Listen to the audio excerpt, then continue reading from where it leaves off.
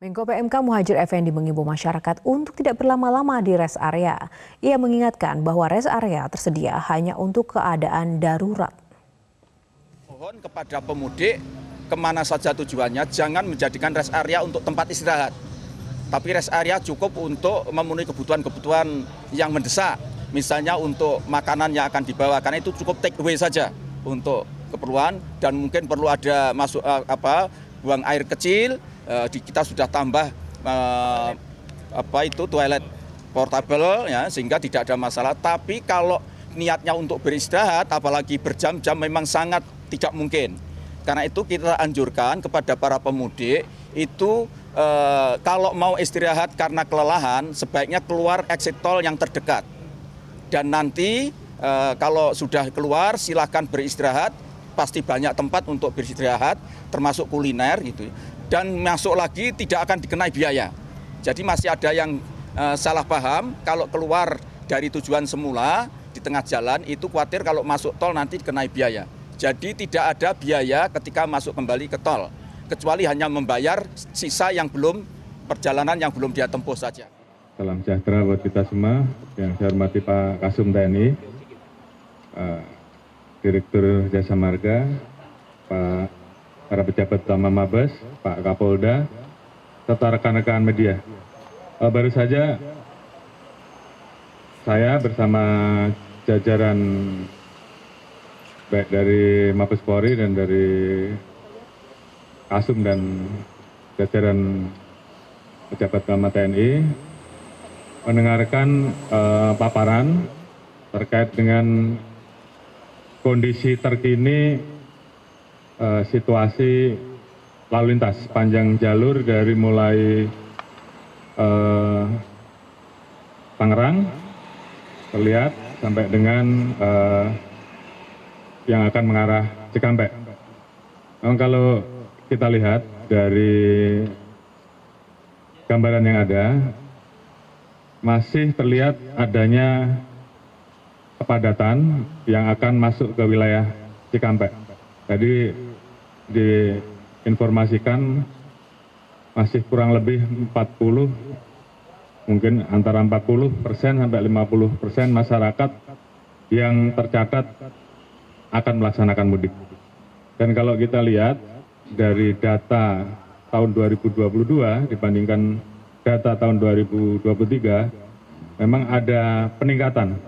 Apabila kita lihat di H-8 dan H-7, untuk tahun 2023 dibandingkan tahun 2002 lebih tinggi. Kemudian H-6, H-5 sama, namun H-4 tadi malam, kemarin, lonjakannya luar biasa. Dan kemudian kita lihat H-3 sampai dengan ini tadi jumlahnya sudah melebihi separuhnya jumlah kemarin di jam yang sama. Artinya ada prediksi hitungan H-3 nanti akan melampaui jumlah puncak tertinggi di H-3. Oleh karena itu tentunya tadi kita sudah arahkan bahwa perlu ada persiapan-persiapan dan kemungkinan juga keputusan untuk melakukan rekayasa, termasuk bila memang diperlukan penambahan one way, nanti akan diputuskan setelah ini, sehingga kita ingin memastikan bahwa sisa 40% atau 50% yang akan menggunakan jalur tol Cikampek mengarah ke Kalikangkung betul-betul bisa bangkitannya bisa kita alirkan sebaik mungkin. Tentunya ini menjadi pertimbangan kita karena memang prediksi H-3, H-2 ini tingkat arus lalu lintas yang akan mengalir diprediksi masih cukup tinggi.